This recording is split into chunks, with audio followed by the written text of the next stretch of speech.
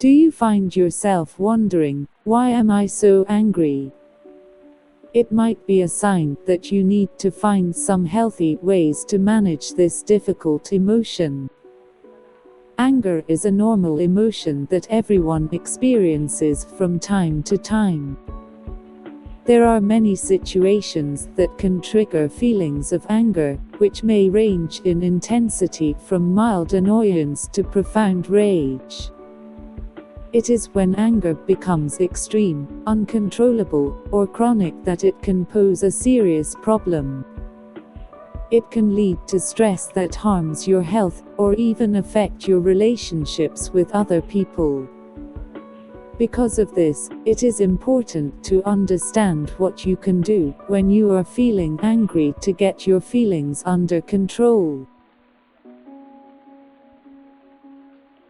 When anger strikes, it's easy to get caught up in the heat of the moment. Your body often enters a state known as the fight or flight response, which helps prime your body to take action. Your heart rate increases and you begin to breathe much more rapidly. In order to take control and reduce feelings of anger, it can be helpful to focus on your breathing. Focus on taking slow, deep, controlled breaths. Rather than taking shallow breaths that only fill your chest, try taking in deeper breaths that expand your belly as well. The great thing about deep breathing is that it is something that you can use quickly in the moment whenever anger threatens to overwhelm you. It can give you time to calm yourself, take some moments to think, and respond in a way that isn't going to have long-term negative effects. Feelings of anger are usually accompanied by both physical and mental symptoms. You might feel your heart rate and breathing increase. You may feel feelings of frustration, stress, irritation, and rage. Your anger may also trigger anxiety and feel overwhelming at times, and afterwards you might be left with feelings of guilt. It is important to remember that anger isn't always expressed in the same way. Outward expressions of anger, such as yelling or breaking things, may be more apparent, but anger can also be expressed in more inward or passive ways. Passive anger often involves withholding attention or affection in order to punish others. The silent treatment and sulking are two examples of more passive expressions of anger. One way to reduce your anger is to change the way that you think about events, people, or situations. When you find yourself focusing on things in a negative or irrational way, it's easy to get caught up in emotions that feel dramatic and even overwhelming. Cognitive reframing is a technique that is often used in some types of therapy to help change the way that people think about the things that happen to them. By changing these thoughts, you may be less likely to experience negative emotions such as anger.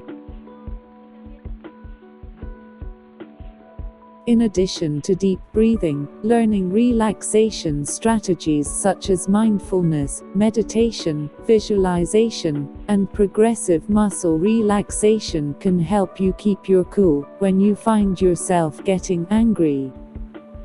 For example, mindfulness is an approach that encourages people to focus on the here and now, including how they are feeling in the present moment.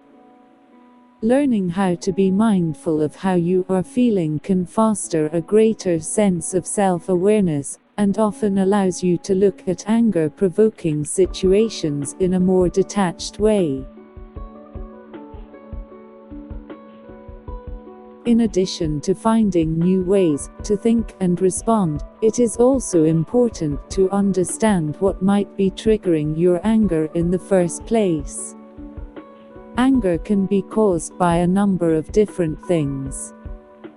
Factors such as your personality, your coping style, your relationships, and your stress levels can all play a part in determining how much anger you experience in response to different situations and triggers.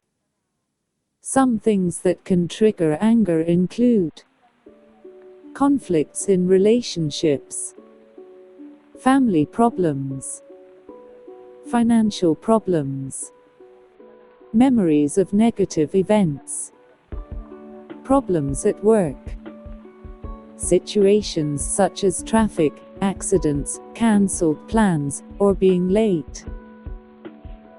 Anger can often be a normal response to a difficult situation. When managed effectively, anger can even serve as a positive force, motivating you to make changes that will resolve the problem. But it is important to recognize when anger is excessive, chronic, or harmful.